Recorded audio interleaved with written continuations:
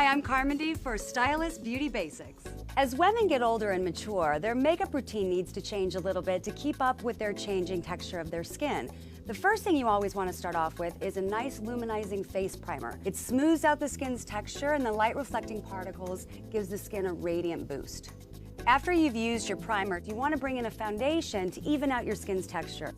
Less is more, so you don't want a full face of foundation, just a nice thin veil.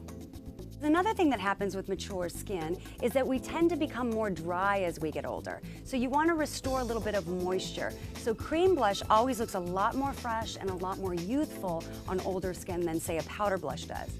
As we get older, our brows tend to get a lot more sparse, some of them even fade over time. So I recommend a brow corrector. You just put it on the back of your hand with a stiff angle brush and then simply feather it through the brows.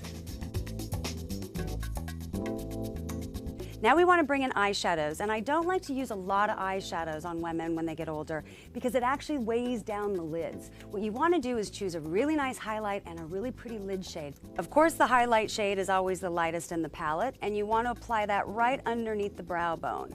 And we're using a really pretty color of taupe for the lid shade. You don't want to use harsh, chalky shadows that are just going to look old on the lids.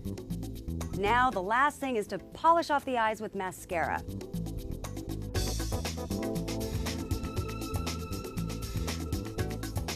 Lips tend to get a little bit cracked and dry as we get older, so we want to actually seal in the color and moisturize the lips. So you want to use a lip liner that's completely nude. You won't get the bleeding cracked lipstick, and it's going to look nice and natural. With lipsticks, you want to go with either a sheer matte or a pearlescent formula. Stay away from high shimmer and high sparkle. This is going to look much more sophisticated. So as we mature, as long as you change up your textures, your formulas, and your techniques, you can stay looking young, fresh, and beautiful forever.